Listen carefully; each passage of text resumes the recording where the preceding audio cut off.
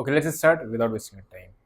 आप खुद बताना कि मार्केट में पिच अभी खराब है या नहीं। और जो लास्ट में हम लोग बात कर रहे थे कि बैटिंग स्लो करनी है, विकेट बचा के रखना है, वैसा ही मार्केट में पिच है। जब आएगा चौका छक्का मारने का मौका तब बता देंगे। लेकिन अभी फिलहाल आप जो देख रहे हो वो सिंपली उसने क्या करा, डोजी पे जाके क्लोज कर दिया। हमारे टारगेट सारे हिट हुए, लेकिन सारे के सारे हाफ क्वांटिटी में ही ट्रेड्स ले रहे हैं पिछले 2 दिन से। क्यों ले रहे हैं हाफ क्वांटिटी में, रीजन आपको पता ही है। ठीक है, आगे बढ़ते हैं। अभी आप अगर देखोगे तो पहले तो बड़े टाइम फ्रेम पे आते हैं, थोड़ा सा बड़े से फिर छोटा चलते हैं। यहाँ देखो हो क्या रहा है मार्केट में। सबसे पहले ये नोट करके रखना है, यहाँ तक आपका मूव ठीक था, उसके बाद मार्केट ने एक ब्रेकडाउन दिया, फॉल्स हो गया, मार्केट ऊपर गया। इस वाले फॉल्स ब्रेकडाउन पे आपने चीज क्या देख रहे हो, सेम चीज ऊपर से सेलिंग आ जाती है, फिर ऊपर से सेलिंग आ जाती है। दिख रहा है ऊपर विक्स। एक चीज हम लोगों को पहले से था कि एक रेड कैंडल बनना है। अगर आपका रिवर्सल आएगा ऊपर की साइड जाएगा तो इसके बाद ही आएगा कि एक रेड कैंडल ड्यू थी। उसके बाद मार्केट आपका सीधा ऊपर चल गया। अभी आपका एचडीएफसी बैंक का रिजल्ट है, उसको भी हम लोग देखेंगे क्या करना है क्या नहीं करना है। लेकिन कल का opening price is very important. फिर निफ्टी की एक्सपायरी और ट्रेडिंग का अच्छी स्ट्रेटेजी बन सकती है, वो देखेंगे भी। ये अपना सप्लाई एरिया आ ही रहा है, ठीक है। बार बार आज भी क्या होता है, इससे पहले भी क्या हुआ, ऊपर से सेलिंग आ जा रही है, फिर सेलिंग आ जा रही है। यानी कि एचडीएफसी बैंक के रिजल्ट ना मार्केट की दिशा बता सकते हैं कि किधर की मार्केट को जाना है। मतलब ऊपर अगर ब्रेकआउट देना है तो कल रिजल्ट्स के बाद आपका बहुत अच्छे चांस है कि मार्केट अगर ऊपर जाना है तो जाए, नहीं तो फिर अदरवाइज फिर मार्केट आपका पेन दिखाएगा। ये एचडीएफसी बैंक का रिजल्ट और एसबीआई, दो रिजल्ट हमेशा याद रखना, ये आपको बैंकिंग सेक्टर के लिए बहुत इंपॉर्टेंट होते हैं, ठीक है। एसबीआई का क्यों होता है, बिकॉज आने वाले टाइम में फ्यूचर में बैंक निफ्टी कैसा परफॉर्म करेगी अगले पूरे क्वार्टर तक, वो एसबीआई का रिजल्ट बता देता है, ठीक है। अभी आप देखोगे तो कल का दिन और निकल जाए, उसके बाद अपने को बैटिंग प्रॉपर करने का मौका मिलेगा, ठीक। सबसे पहले आप देखो छोटे टाइम फ्रेम पे आते हैं, ठीक। यहाँ पे आपका ये मल्टीपल सपोर्ट ले चुका है। अब ये सपोर्ट उसका वीक हो गया, यानी 44,000 के नीचे, ठीक। आते हैं छोटे टाइम फ्रेम पे। अब एक्चुअल में अपनी एनालिसिस को स्टार्ट करते हैं, ठीक। मॉर्निंग में हम लोग ने यहीं पे बाय किया हुआ था, उसका एक सिंपल रीजन क्या था, 44,000 के आसपास सपोर्ट था और फिर निफ्टी पे का सपोर्ट एरिया था, वो हम लोगों ने डिस्कस किया था, उसकी वजह से अपने ने बाय किया था। यहाँ पे इसने एक ब्रेकआउट दिया। अच्छा एक चीज और है, पता है क्या है, बहुत ज्यादा स्पाइक्स आ रहे हैं। मतलब स्पाइक्स इन द सेंस की प्रीमियम में एकदम से उछाल आ जाता है, ठीक है। एकदम से कॉल पे पुट 70 रुपीज से चल रही पुट 135 रुपीज 5 मिनट के अंदर हो गई और फिर वापस से वो 70 रुपीज पे आ गई। तो इस तरीके से क्यों होता है, वो रीजन क्या है, आपका विक्स। मैंने बताया कि जब भी विक्स लो होती है तो ऑप्शन सेलर भी पैसा बना नहीं पाता है। यहाँ पे अगर मैं बात करता हूँ तो this is kind of a channel बन रहा है, ठीक है। यानी कि वापस से अगर ये 44,350 के ऊपर निकलेगी तो अपने को बाइंग साइड पे प्रेफर करना है। यानी अगर गैप अप खुलेगा तो 5 मिनट्स का ओपनिंग रेंज ब्रेकआउट की स्ट्रेटेजी लगाएंगे ऊपर की साइड, गैप डाउन खुलेगा तो भी लगाएंगे। रीजन क्या है, 5 मिनट के अंदर मार्केट सेटल हो जाएगी कि एचडीएफसी बैंक का रिजल्ट अच्छा आया है या खराब आया, पता चल जाएगा विद इन 5 मिनट्स। उसके बाद ब्रेकआउट ब्रेकडाउन जो लगाते वो लगा देना, ठीक। अगर मैं बात करता हूँ नीचे पे इंपॉर्टेंट सपोर्ट कौन सा है, 44,050। अगर वो नीचे स्लाइड करता हुआ निकलता है तो फिर कल 43,800 भी टेस्ट हो जाएगा, मैं सरप्राइज नहीं होऊंगा उस केस में, ठीक है। वेरएस कल ब्रेकआउट आता है या नहीं आता है वो डिपेंड करता है कि ओपन कहाँ पे होती है। बिकॉज अगर ओपन खराब हो रही है तो वापस से ये ऊपर आके फिर रेजिस्टेंस लेना शुरू कर देगा, ये सारे आपके रेजिस्टेंस के एरिया आ जाएंगे अगर गैप डाउन खुल के रिवर्सल प्लान करते हो तो, ठीक है। मैं कल कोशिश करूंगा कि रिवर्सल का ट्रेड ना करके ट्रेंड की तरफ ही फॉलो करूं। उसका एक सिंपल रीजन है कि डेटा बहुत ज्यादा बना है ऑप्शन चेन के अंदर, कोई भी एक ट्रैप होगा तो ट्रेड मिल जाएगा और ट्रेड मूवमेंट कल अच्छा आना चाहिए मेरे हिसाब से। अभी वो दिखाऊंगा मैं आपको ऑप्शन चेन पे चल के, ठीक। अभी आपने नीचे का सपोर्ट ले लिया, ऊपर का रेजिस्टेंस ले लिया, यहाँ पे बिल्कुल ट्रेड करने का कोई फायदा नहीं है इस एरिया के अंदर।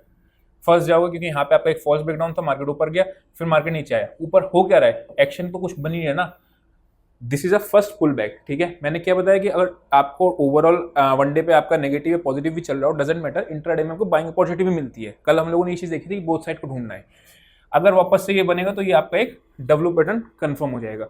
वेरेज अगर ये वापस से नहीं आता है कंटिन्यूएशन में इस तरीके से आ जाएगा तो ये आपका एक डाउन ट्रेंड का कंटिन्यूएशन चलेगा। दोनों ही ट्रेड अपने को पैटर्न समझ में आ गया। नीचे इंपॉर्टेंट सपोर्ट है 44,050 की, ऊपर इंपॉर्टेंट रेजिस्टेंस है 44,400 की। पहला रेजिस्टेंस अगर वो पार करता है तो इवेंचुअली 750 के ऊपर अगर क्लोजिंग मिल गई तो हम लोग बाय ऑन डिप्स की स्ट्रेटेजी पे जाना शुरू कर देंगे। चल फिर रिवर्सल की तरफ आपका प्लान हो जाएगा। चलते हैं अपने लोग निफ्टी पे। निफ्टी में अगर आप देखोगे तो निफ्टी को हम लोगों ने बाय किया था इस कैंडल पे। क्यों किया था इस कैंडल पे, सिंपली एक जब भी एक सेलिंग आती रहती है तो कहीं भी पुल बैक होता है। This pull back can be trend reversal और नॉट, ठीक है, दोनों बातें हो सकती हैं, लेकिन एक बाइंग की अपॉर्चुनिटी अपने को मिल जाती है। उसके बाद जब इसने यहाँ पे एक ब्रेकआउट दिया, अच्छा आप एक चीज देखो, टेलीग्राम पे मैंने क्या मेंशन किया, वो टारगेट 775 तक के ही थे, मतलब बड़े टारगेट्स के लिए प्लान किए नहीं, बिकॉज हमको पता है कि एक पुल बैक है, थोड़ा बहुत ऊपर नीचे आएगा। ऐसा नहीं था कि थर्ड टारगेट आपका 100 पॉइंट 150 पॉइंट ऊपर का, वो चीज़ नहीं थी ना, है ही नहीं, मार्केट उस तरीके की है नहीं, डाउन साइड में भी वैसे नहीं है, अप साइड में भी वैसे नहीं है। नीचे हम लोगों ने देखा था 700 680 आपका एक सपोर्ट एरिया है। अभी देखते हैं यहाँ पे आपका, ठीक है ये एरिया है, यानी कि 775 के ऊपर ये आपका सारा रेजिस्टेंस एरिया है। थोड़ा कल मैं निफ्टी को अवॉइड करूंगा ट्रेड करने में, रीजन क्या है कि निफ्टी में मल्टीपल सपोर्ट और रेजिस्टेंस है, और हम लोग बीचों बीच पे खड़े हुए हैं, मतलब बीचों बीच में किधर की भी साइड, यहाँ के आसपास आ जाए तो बाइंग मिल सकती है, यहाँ के आसपास आ जाए तो सेलिंग मिल सकती है, तो थोड़ा सा निफ्टी में ट्रेड को अवॉइड करेंगे। वन डे का और चार्ट देख लेते हैं, ठीक है।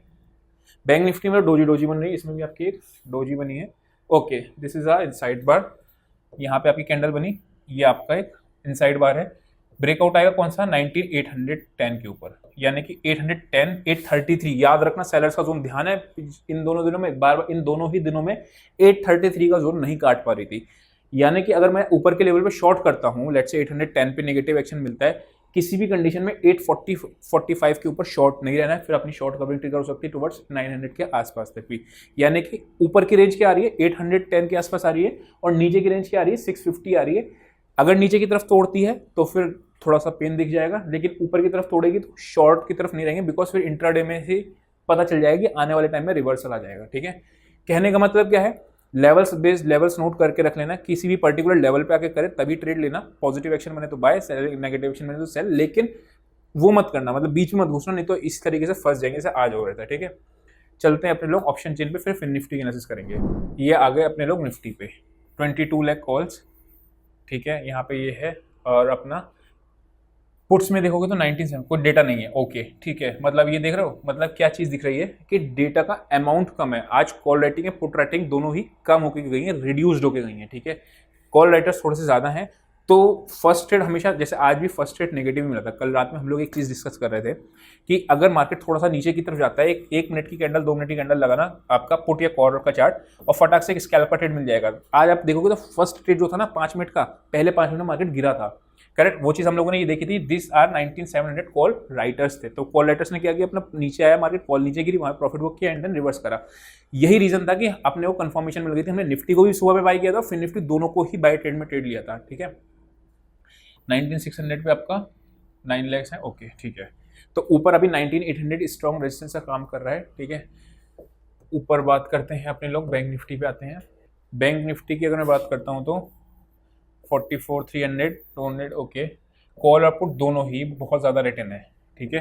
यानी कि कल बैंक निफ्टी में वही चीज़ मैंने बताया था, बैंक निफ्टी में डेटा, जिसमें डेटा ज़्यादा बनता है ना, शॉर्ट कवरिंग आने के, चाहे नीचे की साइड है या ऊपर की साइड है, उसमें ज़्यादा चांसेस होते हैं बनने के, है ना। अभी नीचे कहाँ पे आपके सबसे ज़्यादा पुट राइटर्स बैठे हैं, 44 200 पे, ठीक है। कितने हैं आपके, ओके ठीक, यानी 9 लाख 7 लाख, और यहाँ पे भी आपके दोनों ही साइड बना है 44,050 ब्रेकडाउन की, यानी हम लोग कल नीचे की रेंज पे ब्रेकडाउन को प्लान करेंगे, और ऊपर कौन सी आ रही 44,400, ठीक है। इसके बाहर ट्रेड लेने का कोशिश करेंगे कि इसके बाहर निकलेगा तो बाय, इसके बाहर निकलेगा तो सेल। बहुत बड़ा गैप अप या बहुत बड़ा गैप डाउन इसमें हमेशा इग्नोर ही करते हैं, ठीक है, क्योंकि मार्केट को सेटल होने देते हैं, फिर क्या करना होता है। फिर निफ्टी पे आते हैं, फिर निफ्टी के चार्ट पे चलते हैं। फिर निफ्टी में अगर बात करते हैं तो 19800 के यहाँ का पता है क्या, सेलर्स का जोन कल हम लोगों ने निकाला था, ध्यान समझना, 910 और 830, सॉरी 930, ये अपना सेलर्स का एरिया था कल जो A to Z में हम लोग डिस्कस कर रहे थे, और 19730 से लेके 50 के बीच में अपना बायर्स का जोन था। ये रेंज ट्रेडिंग को हम लोगों ने प्लान किया था कि नीचे की साइड आएगी तो बाय करेंगे, ऊपर की साइड आएगी तो सेल करेंगे, सिंपली था। मॉर्निंग में मिला भी था यहाँ पे ट्रेड 19700 पे ही आपका सबसे ज्यादा हो है, यानी कि ये जो सपोर्ट है, अगर ये टूटती कल दिखती है तो अपने लोग शॉर्ट कटेड फिर निफ्टी में मिल जाएगा।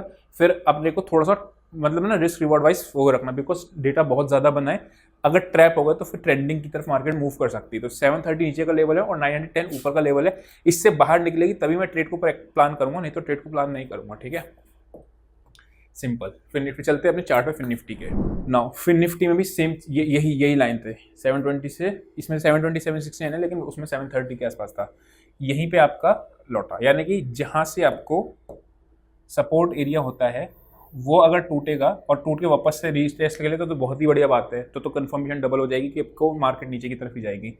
लेकिन अगर नहीं हुआ तो फिर अपने को ये सपोर्ट एरिया होगा। अगर मान लो कल गैप खुलती है, ठीक है, तो ये सारी आपको पुट्स राइट करके गैप खुलती है 2-4 मिनट रुकेंगे, ये सारे पुट्स आपके जीरो हो जाएंगे।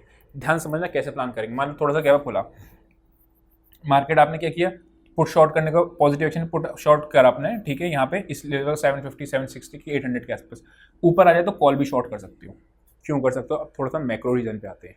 तो रुपया है, रुपया वो हो गया है मजबूत, मतलब क्या कहते हैं आपका, सॉरी रुपया हो गया वीक, तो क्या होता है बैंक निफ्टी पे नेगेटिव असर पड़ता ही पड़ता है उसका रुपये का। 910, ठीक है, यहाँ पे अपने को रेंज है। अभी हम लोगों ने एक चीज़ देखी थी कि 910 के ऊपर जाएगी तो शॉर्ट कवरिंग को प्लान करेंगे, इसके नीचे जाएगी तो अपने को ये करेंगे।